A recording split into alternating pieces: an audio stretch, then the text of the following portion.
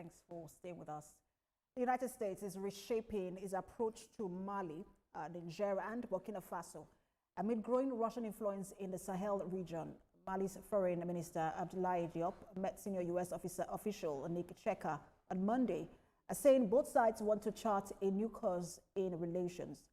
Nick Checker reaffirmed Washington's respect for Mali's sovereignty and signaled plans to engage with other regional governments, including Burkina Faso and Niger, on security and economic issues. The shift follows a series of military coups between 2020 and 2023 that toppled elected governments in all three countries, prompting the Biden administration to scale back U.S. military cooperation. Under President Donald Trump, U.S. policy has changed. His advisor, Masad Bolo, says democracy is no longer a requirement for engagement. Critics argue the move sidelines human rights, pointing to the continued detention of Niger's ousted President Mohamed Bazoum. Now, joining us live for more on the battle of influence in Africa is an African affairs analyst, Amuda Mosigudi. He joins us virtually. Good to join us. Good to have you join us, Amuda. Thank you so much for having me. So President Trump is breaking away with U.S. tradition of restricting cooperation with coup plotters. What do you make of this radical change in policy? First, I think I need to correct the impression. It's not breaking away from the tradition. It's not the first time that the U.S. will be having interaction with those who call friendly dictators. So this is not new. What essentially we are seeing play out is an attempt at redefining U.S. diplomacy, particularly in view of the Cold War between the U.S. and Russia. And now it's not about democracy. And some of us have often said this, that the interest of the U.S. has never been about democracy.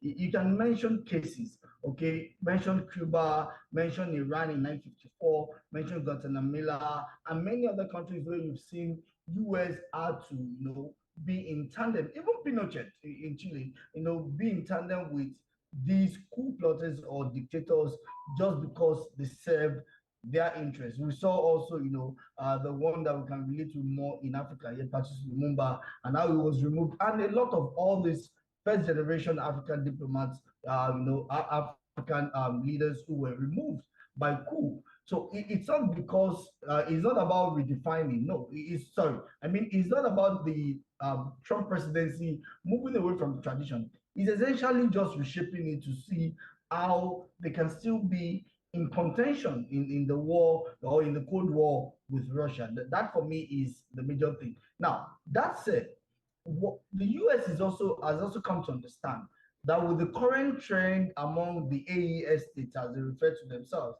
the US cannot stand aloof, knowing full well that the world has become a global hamlet, kind of, particularly in Africa, and whatever happens in this country redefines what happens in other US-friendly countries like Nigeria and all that.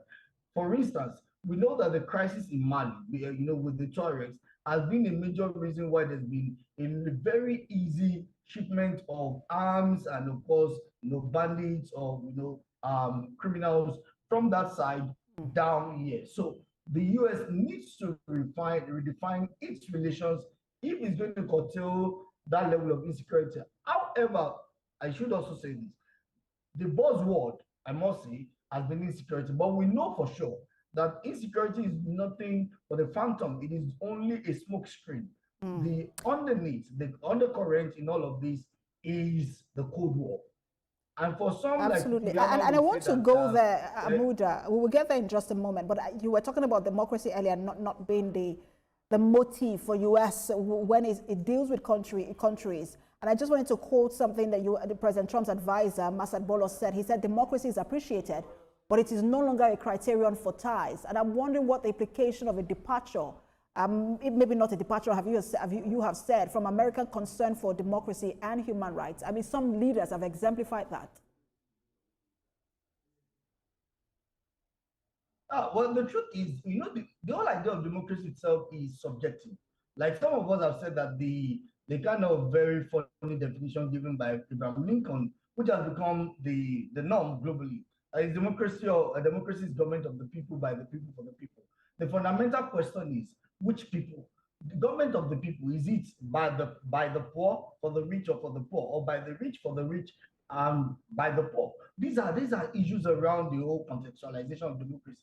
And the more reason people are now giving, said that there are different shapes. You can talk about consensual democracy. We know about majoritarian democracy. We talk about discursive democracy. So it is a function of which one are the people deemed it fit.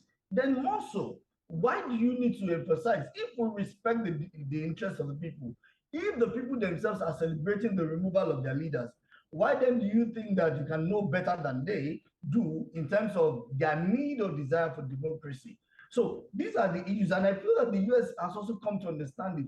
But again, I also understand that it is not that the US really understands it. It is just that the US is pandering to its own interest, which is national interest. So democracy has always been a smoke screen by the US. I mentioned earlier several instances where the US, has been friends with, criminal elements. Even when Mobutu Sese Seko came on board early, the US was friends with Mobutu Sese Seko.